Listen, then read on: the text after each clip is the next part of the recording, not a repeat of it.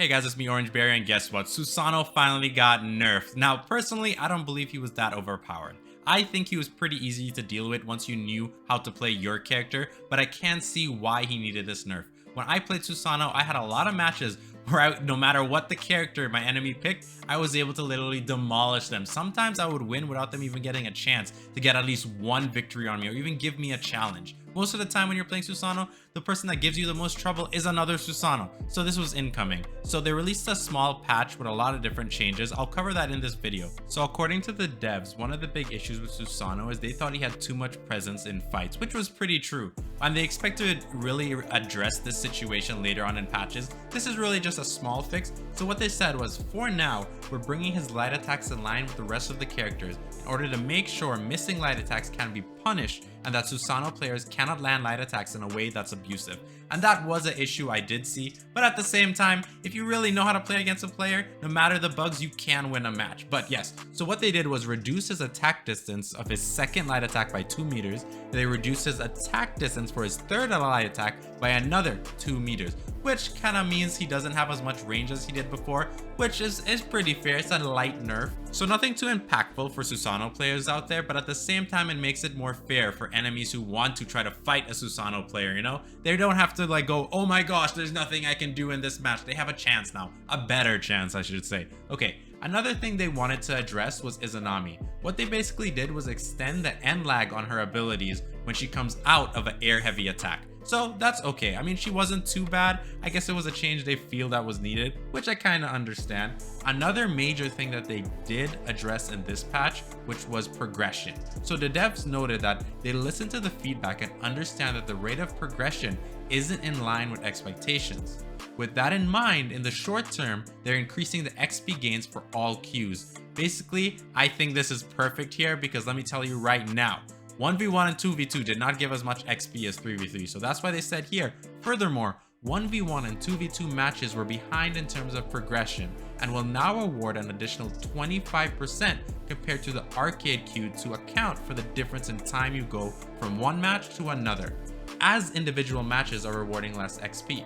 In the long term, expect more systems allowing you to gain XP and XP boosters, but in the meantime, profit from these free 50 boosters. By the way guys, if you log in now, you'll be able to get those free 50 boosters. So I think that's pretty good. Let's cover that in a quick summary. So your XP gains have been increased by 10% overall in everything you do. On top of that, your XP gains in 1v1 and 2v2 are now increased by 25% more compared to 3v3. You also have XP win bonuses for duels and brawls set to 1.5x from its initial 1.25x, which is pretty good. I was happy about this because I've just been playing 1v1.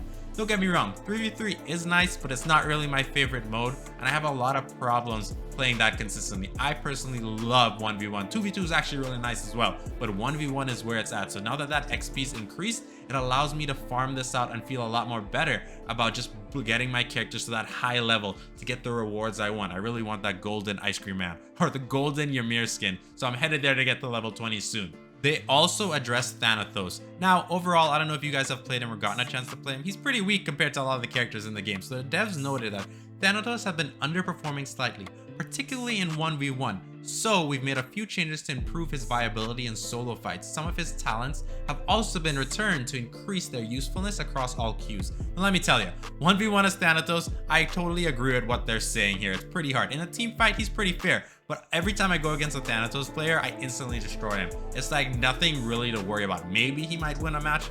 Maybe, but really and truly, he ain't winning nothing. Okay, so what they basically did, for his light attacks, they increased his attack distance on his first light attack by 2 meters, increased the attack distance on his second light attack by 1, and his third by 1 meter as well.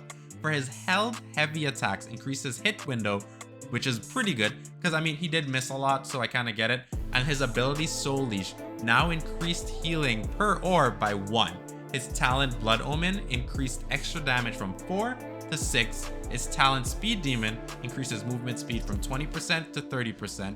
Increased distance from the target from 25 meters to 35 meters. So they really put it in here to give him a big upgrade, which is pretty nice. He also had another couple talents affected. So his talent called Cursed Scythe increased extra on the hunt damage by 15. His talent Marked for Death increased extra damage by 3. His blessings weakness in numbers increased outnumbered distance by 8 meters to 10 meters. I think that's pretty fair. I mean, I'm not really a Thanatos player, to be 100% honest with you. He's not my thing, you know? I have characters I like, he's just not one of them. But I can see a lot of Thanatos players probably going to enjoy this in 1v1. And if it doesn't work, again, this is just a light patch to fix some issues we're having in the game. They also address some bug fixes. So, for example, they're trying to fix the crashes that a lot of people happen. So this patch might solve a lot of issues people are having right now. It also fixed an issue where players could not start casting or cancel an aerial ability after an air light to break out at the end of a lag, early, or drop to the ground. They also have the comeback talent should now be properly reducing movement ability cooldown. So as I said, there's a lot of little things here and there they fixed. And for general, they did fix this as well. The new shiny icon for PlayStation app, the better messaging for players who don't have an updated NVIDIA driver. Those are just some extra things they fixed. So it's just a small patch right now, nothing too groundbreaking, just to kind of keep a balance in the game as well as try to fix some bugs. Let me know what you guys think about this. Do you like the nerf they did to Susano? Do you think they need to nerf him even more? I personally think he's fine where he is. And when it comes to Thanatos, I don't know. I'm going to be playing a lot of 1v1s. If I see a lot of Thanatos players out there, then I'll be able to say for sure if this was needed for him or if they're going to have to do more to increase his damage in 1v1. It might be a problem right now for 3v3 because let me tell you, these little increases there are going to make him last a lot longer when he's fighting his enemies. Alright guys, and that's it for this video. I'm preparing my other video right now, probably another 1v1 video, and I'll see you guys next time. Please leave a like on this video if you enjoyed this patch update and this awesome Susano gameplay you saw on screen, which I actually recorded while this patch was implemented live. Okay, and I'll see you guys next time. Bye.